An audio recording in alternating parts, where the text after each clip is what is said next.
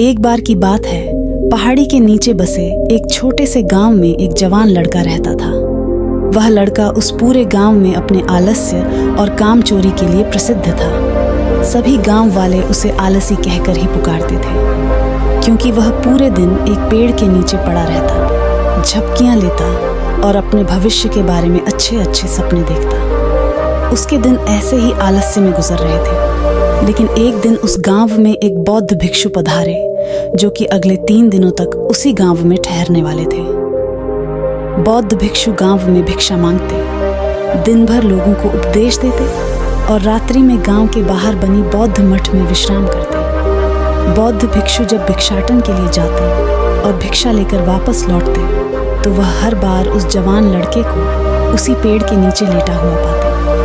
बौद्ध भिक्षु 2 दिनों तक ये सब देखते रहे और वह समझ गई कि यह लड़का मानसिक आलस्य का गुलाम है। तीसरे दिन जब बौद्ध भिक्षु भिक्षा लेकर वापस लौट रहे थे, तो वह उस लड़के के पास गए, जो कि अभी भी उसी पेड़ के नीचे लेटा हुआ था। भिक्षु ने लड़के से कहा, बेटे, मेरे पास तुम्हारे लिए एक काम है। मैं चाहता हूं कि तुम उस पहाड़ी की चोटी तक जाओ और वहां से मेरे लिए एक पंख लेकर आओ। लड़के ने लेटे लेटे ही अपना सिर पहाड़ी की तरफ घुमाया और उसकी सबसे ऊंची चोटी तक अपनी नजर दौड़ाई। उसके बाद उसने बौद्ध भिक्षु की तरफ देखा और उपहास उड़ाते हुए कहा, यह असंभव है, मैं उस पहाड़ी के शिखर तक नहीं जा सकता। मैं बहुत आलसी हूँ। बौद्ध भिक्षु ने मुस्कुराते हुए कहा, अरे, लेकिन मुझे जिस पंख की तलाश है वह इस पहाड़ी के शिखर पर भी नहीं मिलेगा। वह तो इस पहाड़ी की दूसरी तरफ एक गुफा के अंदर मिलेगा, जिसके लिए इस पहाड़ी के शिखर तक चढ़कर दूसरी तरफ नीचे उतरना होगा। लेकिन वह कोई साधा पंख नहीं है। ऐसा पंख तुमने आज तक नहीं देखा होगा।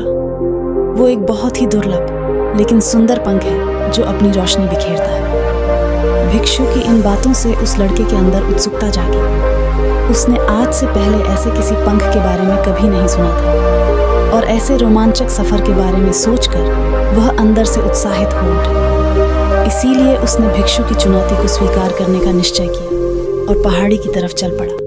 लेकिन चढ़ाई बहुत लंबी और कठिन थी। जल्द ही लड़का थकने लगा, सांस फूलने लगी और शरीर से काफी पसीना बहने लगा। लेकिन फिर भी उसने चलना जारी रखा। वह जैसे जैसे ऊपर और ऊपर चढ़ता गया, उसे प्रसन्नता और उत्साह की अनुभूति होने लगी, जिसे उसने आज से पहले कभी महसूस नहीं किया था। अंततः जब वह कड़ी मेहनत और लंबे प्रयास के बाद पहाड़ी के शिखर पर पहुंचा, तो वह पूरी तरह से थक चुका था।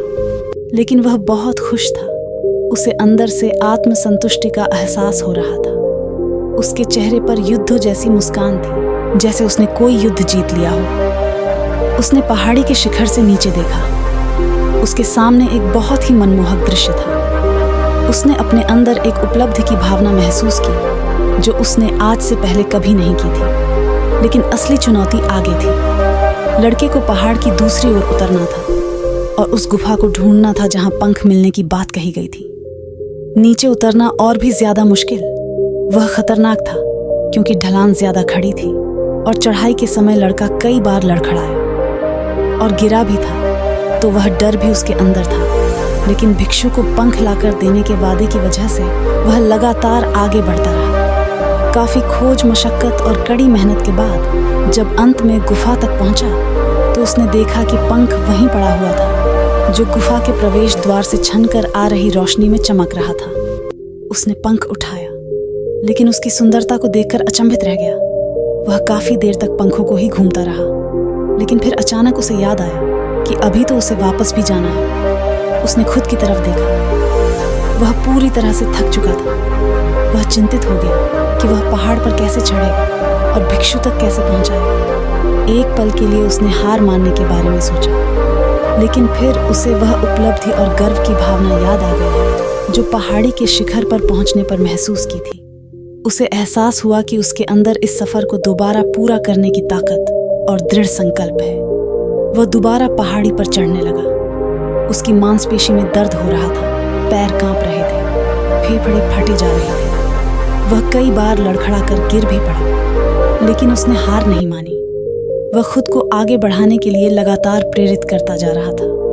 बहुत प्रयास, और घंटों की कड़ी मेहनत के बाद अंततः जब वह बौद्ध भिक्षु के पास पहुंचा और उनके हाथों में वह पंख रखा तो उसकी खुशी का ठिकाना न रहा। उसे महसूस हुआ कि आज उसने अपने आलस्य पर काबू पा लिया है और कुछ महत्वपूर्ण करके दिखाया। उसके चेहरे पर इतनी खुशी और संतुष्टि का भाव देखकर बौद्ध भिक्षु मुस्कुराए और बोले, बहुत बढ़िया मेरे बच्चे, आज तुमने जीवन का एक बहुत ही महत्वपूर्ण सबक सीखा है कि आलस्य कोई ऐसी चीज नहीं है जिसे स्वीकार कर लिया जाए या सहन किया जाए। आलस्य एक चुनौती है जिसे दूर करना होगा।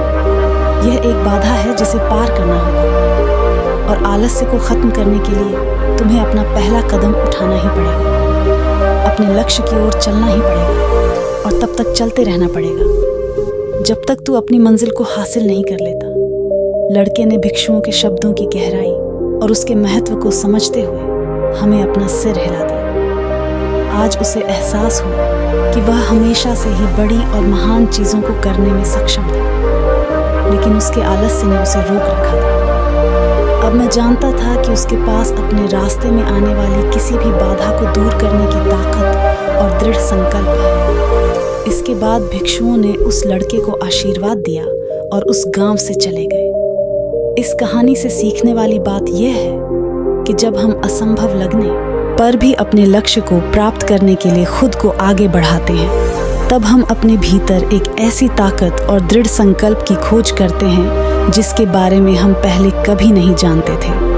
आलस्य पर काबू पाने के लिए हमें खुद को चुनौती देनी चाहिए और बड़ी महत्वाकांक्षी लक्ष्य बनाने चाहिए। फिर चाहे वो लक्ष्य कितने ही मुश्किल क्यों ना हो, हमें लगातार खुद को अपनी शारीरिक और मानसिक सीमाओं से परे धकेलते रहना चाहिए और असफलताओं व बाधाओं का सामना करने पर भी अंदर से मजबूत बने रहना चाहिए। हमें अपने लिए एक नियम बनाकर और उस पर टिके रहकर अपनी दैनिक आदतों और दिनचर्या में अनुशासन और निरंतरता भी विकसित करनी चाहिए। हम कुछ ऐसी अच्छी आदतें बना सकते हैं जो हमें मन न लगने पर भी ध्यान केंद्रित करने और क्रियाशील बने रहने में मदद करती हैं। एक और महत्वपूर्ण बात, आलस पर काबू पाने का मतलब विकास की मानसिकता विकसित करना है। इसका मतलब चुनौतियों और असफलताओं को विकास और सीखने के अवसरों के रूप में देखना है, न कि हार मानने के कारण के रूप में। विकास की मानसिकता को अपनाकर हम सफलता के बारे में अपनी सोच को नया रूप दे सकते हैं और इसका अपने सुधार व सीखने के लिए उपयोग कर सकते हैं। और अंत में हमें अपने आलस्य पर काबू पाने के लिए अपने आराम को छोड़कर जीवन की चुनौतियों और अवसरों को स्वीकार करना ही पड़ेगा।